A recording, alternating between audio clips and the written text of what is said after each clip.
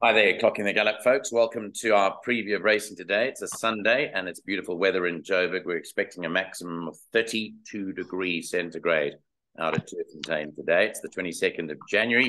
We're less than a week to go to the Cape Town Met. I've got Lyall Cooper with me to preview the 8 races at Turffontein today. And both of us are working now on this Sunday.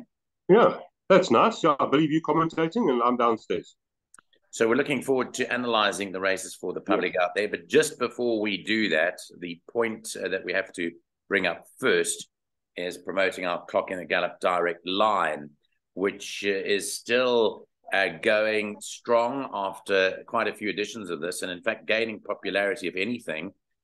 This is something that we started quite some time back, which is a collaborative effort from the Clocking the Gallop team to tip to the public, but it comes at a price. Because it is a hell of a lot of information that you'll get for the 4 race meetings that we're covering from Friday next week, or this coming week, the 27th of January, through until next Monday, the 30th of January. So 4 race meetings will cost you 250 Rand.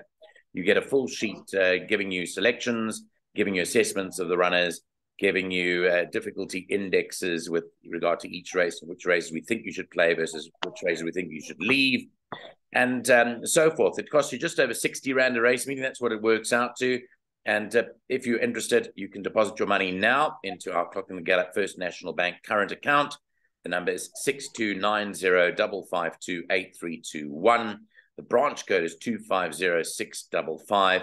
And once you do your deposit, on your reference, use your surname and your mobile number as the reference. You can also send us that proof to either our email address, clockingthegallop, one word, @gmail.com, or WhatsApp it through to us on 079 390 5747. Just before we start on today's racing, Lyall, the Met draw took place on Wednesday. I think very soon afterwards, the card was released. And so everyone will be furiously studying the card for the 12 races on the day. Lots of carryovers to boot.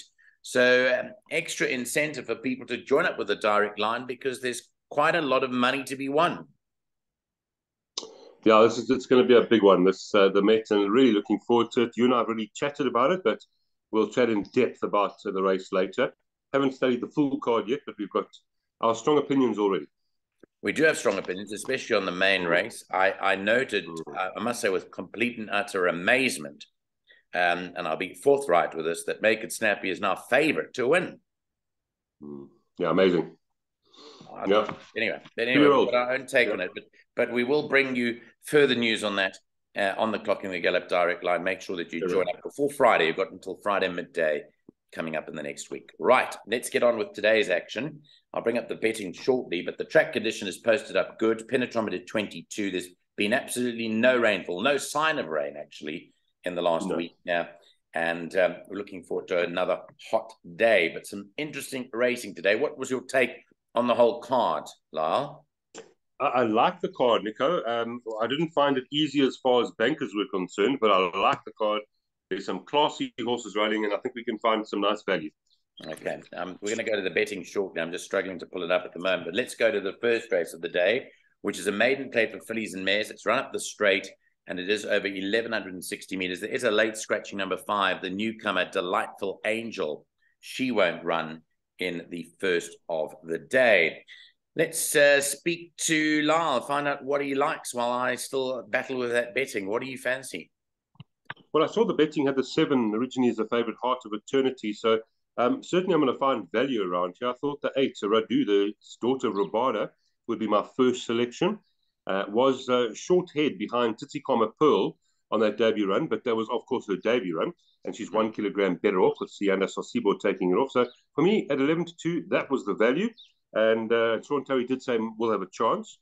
Number 4 itself, the horse has beaten both 7 and 8, Nico, and it was sitting at 13-2, about the 4th or 5th favourite. So there's got to be some value there on that horse. Tabelo Matsanyani for Erica Verdenise.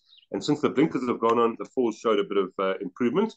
And then number 1, Gregorius Girl. Adam Azzi saying if jumping will be competitive. Got some nice form, just mustn't jump slowly. And then number 7, Heart of Eternity, of course. So looking for the value there, 8, 4, 1, and 7.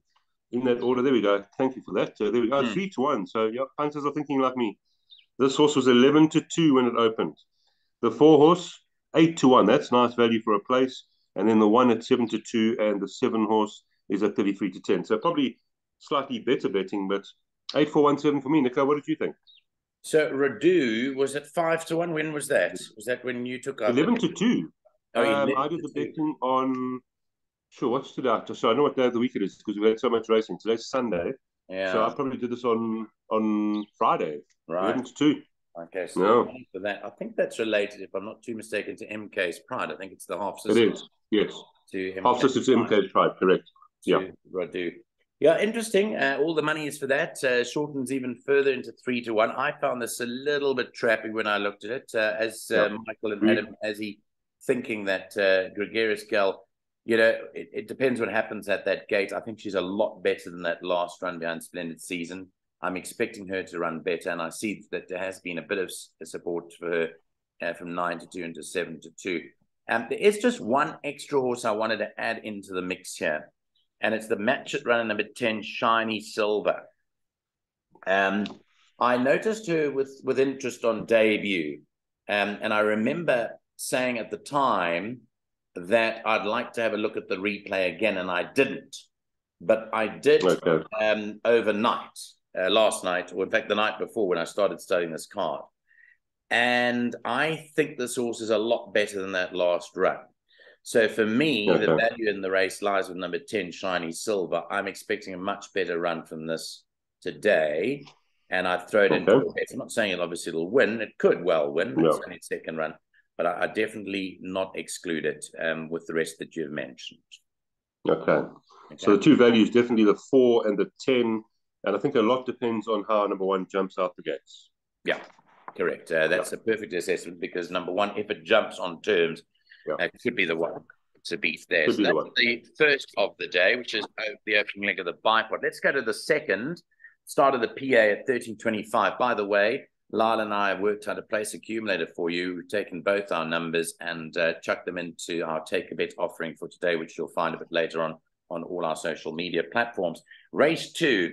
Here you can scratch number 5, Can't Fool Me, is scratched, and number 7, Tree Fairy, no blinkers. Well, all the money here has been for Cape Lights. Well, we've been bitten twice as favourite by Cape Lights.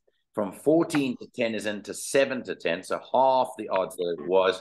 There's been no support for anything else. Should this win today? Is it her time? Yeah, I really think it is. For me, it's a straight match race between the two, Cape Lights and the 10 Follow the Flow. And I'm quite strong in Cape Lights form here. We got that form line in race 1, that intoxicating form line in race 1 with Gregarious Gal. So, and Gregarious Gal was quite well beaten by Cape Lights. So if Gregarious Gal runs well, then I think Cape Lights, it could be the banker on the card. But I do respect number 10, Follow the Flow. I thought everything else would have to improve, to be honest.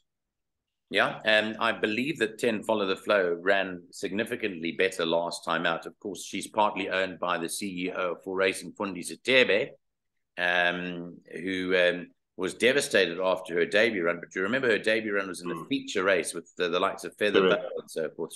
Mike really threw her in at the deep end, but she showed good improvement last time out. I am expecting her to do better over a mile and even 2,000 meters this filly. And I think that she could show any amount of improvement. You cannot actually take it as literal, the 2 3/4 length defeat by October Fair. I think she's better than that. So I think if there is value to be had, it probably isn't Follow the Flow at 7.5-1, because I think she's generously priced there because of all the support for Cape Lights. Cape Lights, the horse to beat. Follow the Flow. And the third horse I put into the mix, there was a horse called Spirit Princess, who's also 15-2 because she ran a much better race last time out. I think she is a better horse than even that suggested. So I think that those are 3 numbers there. I don't think there's too much. I'll tell you. The reason I made it the match race is because of Adam's comments about number 3. He said minor money, so it didn't seem too confident. But then Adam also said that Be in My Bonnet wasn't a good thing last time when we labelled it. Correct. Yeah, absolutely. Okay, we listen to trainers' comments, but sometimes we beg to differ. Okay, let's move on Yeah. to the third race of the day, which is the opening leg of the Pick Six, which is a maiden plate run over 1,600 meters rather, and it runs at 2 o'clock. Changes in the third race: you can scratch Circus Lights as a non-runner. Unfortunately, Circus Lights has got colic, and I think that's the only change in the third race. I can't see much else going on there. Well, here again, big support for National Star. This one opened up at 12 to 10, has come into 7 to 10. And comes in with no weight on her back. She comes in with just 53.5. Now, last time out, she came back to run a sprint after she'd been contesting further trips, and that was just the pipe opener. But she was slow away, Lyall. Now, plenty slow. This is a negative on her profile, her being slow away. Now, obviously, 60 is a lot further than 1160. But look, I think she's another one that's been beaten favored a few times. Can't really rely on her, although in the PA, I think you might get away with the banker. Yeah, I agree. She's going to win one day, and maybe this is the day, particularly with the 53.5 kilograms on her back. Very nice low weight here. Drawn 3, very consistent. It is her second run after rest. And as you say, she was slow last time, and she's having her 10th run. So those are the negatives. But on a positive note, on paper, she cannot lose. I mean, look at the time of control, Maharani, Shoemaker. I mean, for goodness sake, she should beat this field by 7. Yes. But if she does cut her lines, I thought Broadway would be the obvious danger. And number 1, Spring will come. So I went 10, 8, 2, and 1. But I agree with you. In the PA, we can bank it to 10. Maybe in the Pick 6, we go 10, 1, and 2. What did you think? It's hard to say because, as you quite rightly said, she is a filly that, if you take into account her distance form, has run to Shoemaker and Climate Control. She's rated 78. You know, the other horses are rated, I mean, her net rating is 68, and she's receiving huge lumps of weight from her 2 major dangers, Broadway and Spring will come. So, you know, I can't see her losing on paper. No. She can't. She should win. That she will not find an easier opportunity to win. So you have to back her and say she's the right horse. But I'm worried about that ground that she lost last time out. Yeah. Well, it was actually still a good run, despite the 3 lengths. Yeah. She's good. She just has to win. Yeah. Yeah, we backed her before. In fact, we tipped her very strongly to go close to Shoemaker that day, if you remember. Yes, I do. She was in receipt of 6 kilos, and she did. She got awfully close to it, but Shoemaker was just far too good on the day. Well, there's no Shoemaker here, and she's got a lighter weight. So, I mean, come on. She's got to get it right today. Yeah, the form does definitely point to. And I think the professional the professional odds-on take is not that we're odds-on merchants. But people look for odds-on. They look at the card. They open the card, Lyall. They see horses in the red, and that's their bet for the day. It's doubles, trebles on every odds-on that's running. And as we know, you know the stats. What percentage of favourites win? 31%. 30 to 33% is the actual answer, but 31 would be a great guess or a great assessment of it. The point is that if one of the 3 lose, if one which of the they 3, will. The stats say 2 of the 3 will lose. Correct. Over time. The stats say 2 of the 3 will lose, but if one of the 3 loses, you're on the back foot anyway. I think you'll come out square. It depends on the prices, obviously, but it's to be fair, the stats on favourites, not on odds-on favourites, but I would still say odds-on favourites are probably 50%, give or take, I guess. Yeah. Okay, so the professional odds takers will be taking the doubles and will be taking all of those in. So we hope for them that both of those arrive. I'm not as clear-cut that both of them will arrive. Race 4 is due for 20 to 3. It's a graduation place and it's run over 1,400 meters.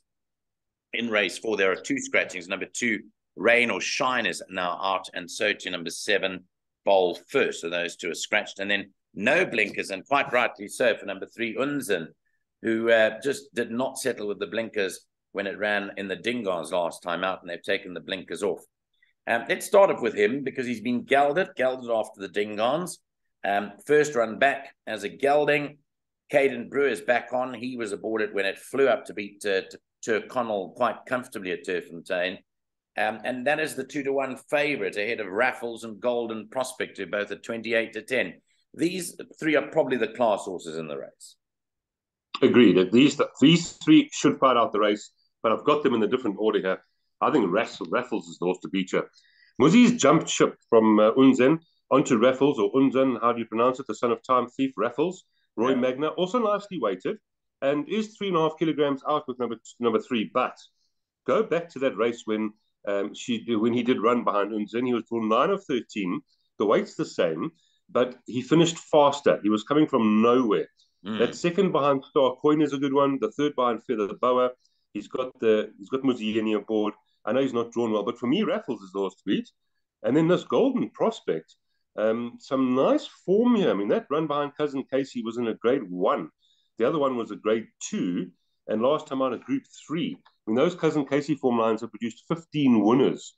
So I think this is a strong form line as well. Third one after rest. I'm going 4, 5, 3. I didn't think anything else could win.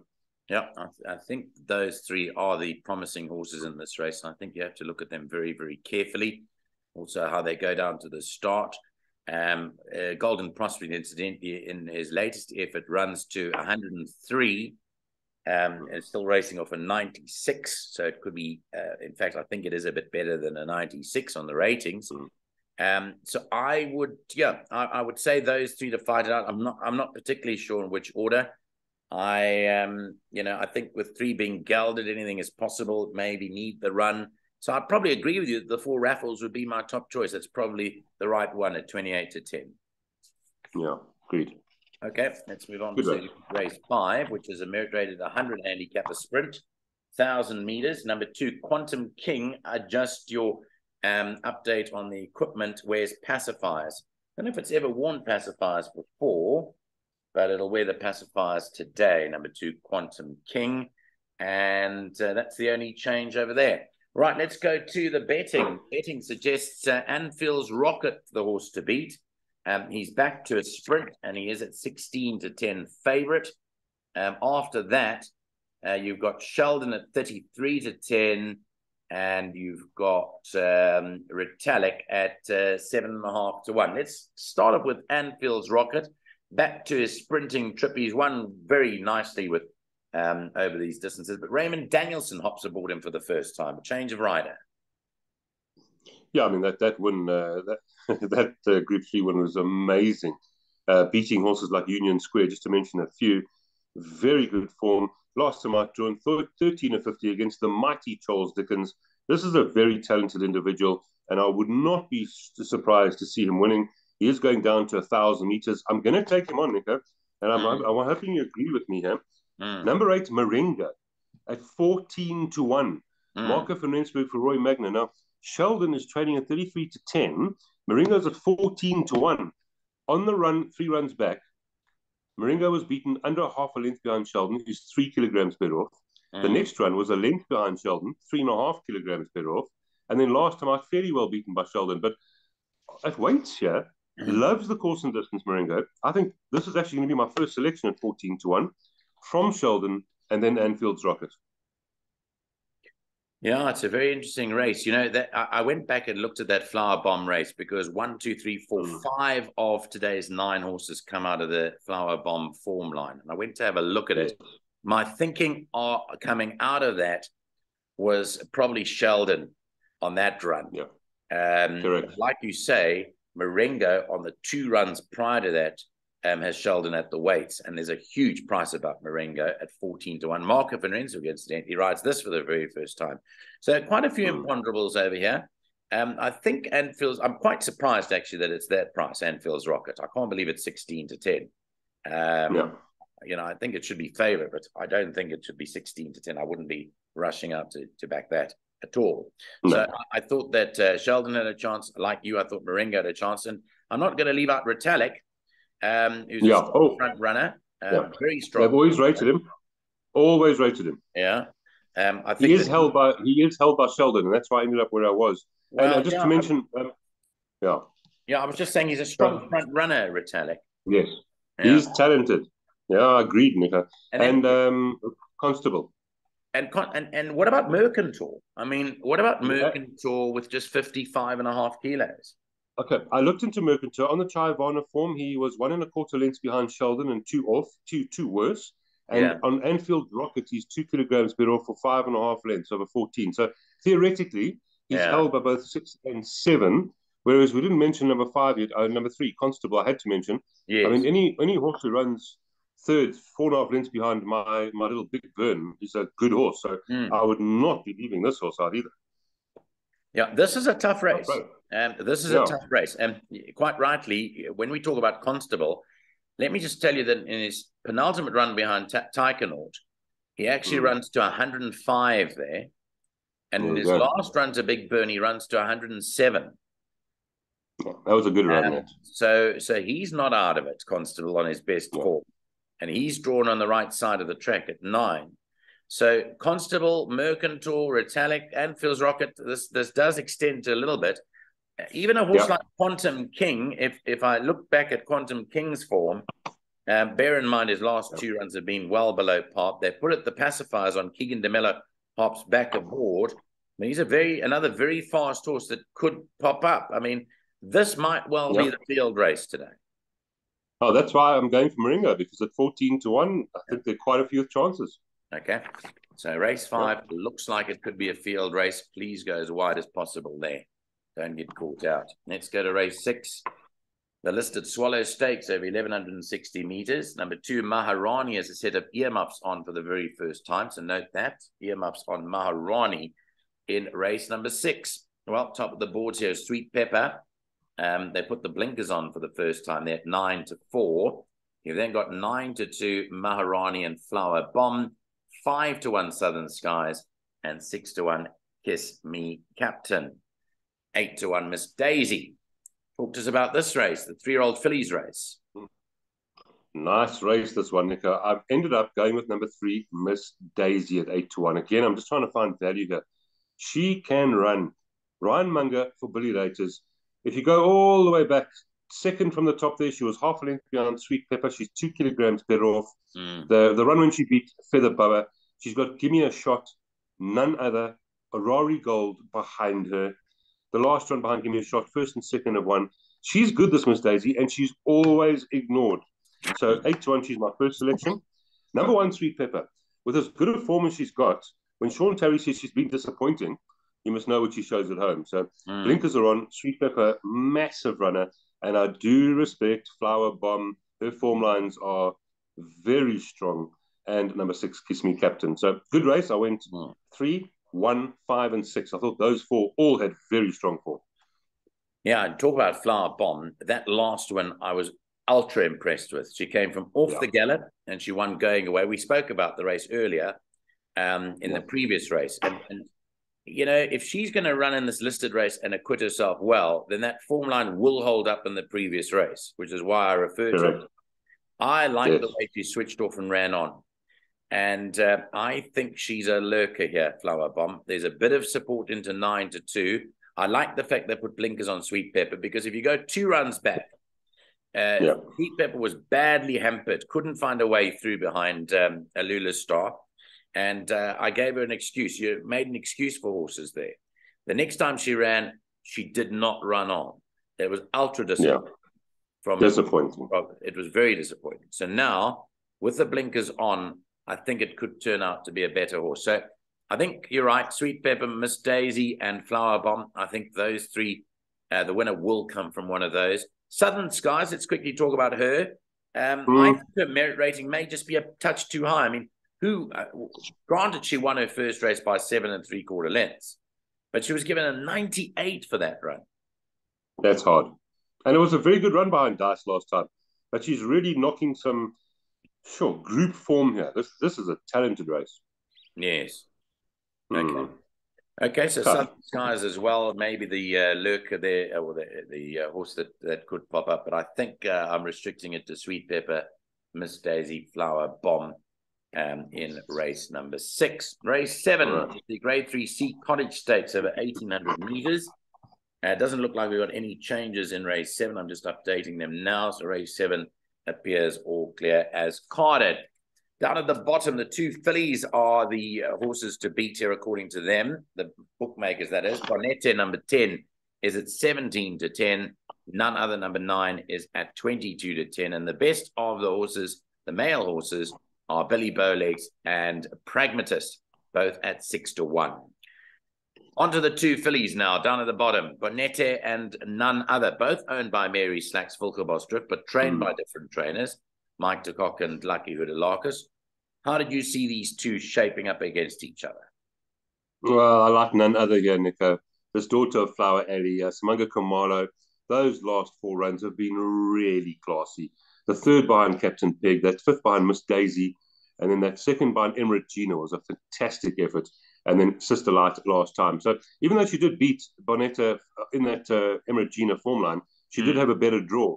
But I think this trip is going to be ideal. I think she's a horse on the up, beautifully bred, weighted, and she's weighted to win, which I must stress that point, by the way.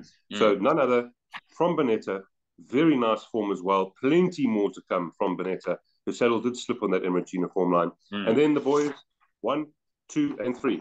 So 9, 10, 1, 2, 3. So you're tipping None Other ahead of Bonete Yes. as the better price horse over here. Just for my take, I just want to touch on Billy Bowlegs, because as you well know, we labelled this last time out on our show. We snapped up the 6s and 11 to 2, and I see everyone else got on, and it shortened into 28 to 10. Yeah, I thought, if you, strictly speaking, and I know they ran in different races, they ran on the same day over the same distance, Billy Bowlegs and None Other. The times were quite in favor of Billy Bowlegs by about 1.5 seconds, which is a long distance. But Billy Bowlegs has gone up 2 from that, and None Other has gone down a half. All I'm saying is that if you take it on times over the 1800 at the Bar Classic track, it does bring Billy Bowlegs into it. I'm liking 1, 9, and 10 in that race. And I think the winner will come from one of them. I agree. And I'm 9, 10, 1. So same, just wrong way around.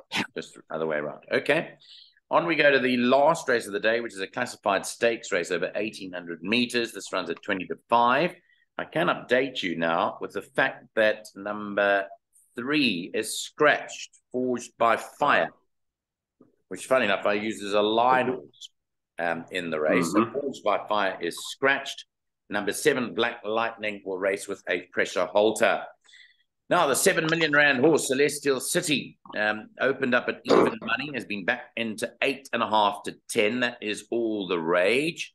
They've got 6 to 1, Duke of Rain, 7 to 1, the filly or mare now last year, and then 8 to 1 about number 9, Follow My Path. I think the betting's spot on here. I think that's the right way that they should be priced up. But you fancying a bit of Duke of Rain, are you, at the prices?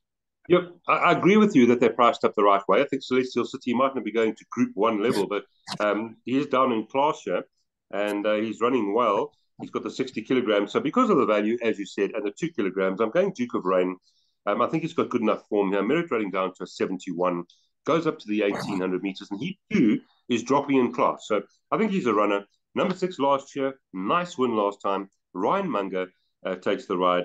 Can Celestial City give 4.5 kilograms to last year? We will see. So I'm going 2, 6, 1, and then over the page at number 9, of course, Follow My Path, the son of April. Yeah, that comes in with just 52 kilos, and 8 to 1 Follow My Path might be the value in the race down there. Absolutely. Carrying just no weight whatsoever. But I think, Celestial City could well go close to winning today. We know what happened last time out. The crop came out and was running onto African Torrent, but like you said, it's not a particularly strong field. It doesn't look the way of Celestial City to go close to winning that last race. But last year, as you mentioned, with the 5 kilo advantage, might prove to be. She's a five-time winning 6-year-old mare against a 1-time winning 4-year-old colt, and she's getting 4.5. That should make it a good little race. Absolutely. Agreed with you wholeheartedly. So that is our preview of racing today. It's a nice little card out of Turffontein today. We're expecting to be out there in a 32-degree heat. I hope you're wearing a hat, as I always mention. I will, Nico. Are you wearing a bow tie as well today? What are you I'm wearing? going smart, hat and suit today. I'm going to go smart, yes. It's a Okay, big day. go smart. Okay, yeah, it's a grade 3, is it? Yeah. Yes. We've got a grade 3 in a listed race, so there's some nice racing And on of in course, Turffontein. and Studio 88, I will always give Lawrence and Emma mention because they sponsor the grooms in the big races as well. And it's such a great initiative. Fantastic. And I'm just, I help him promote, or not help him, they help us, but promoting it because it's just such a fantastic cause. I mean, the guy, I think he gets 5,000 or 2,500 rand, and the top 5 get money. It's fantastic. Absolutely, yeah. And he's a huge so well done supporter to of the game. We love Lawrence Werners and what he does for racing, and I'm sure he'll be there today. I'm I sure he think will. he's back from his holiday, and he's back into the boardrooms and dealing with his business. So all the best to Lawrence. Yeah, thanks very much on that note. We'll leave it there. Thank you, Nico. You will no doubt join me during the week. We're looking forward to our Clock in the Gallop direct line. Yeah. So we might have a forerunner to that one of the days before, but we have lots to come this next week. Make sure you pay your 250 Rand and get on board to avoid disappointment. Lyall Cooper, thanks so much, and we'll see you later. Thank you, Nico.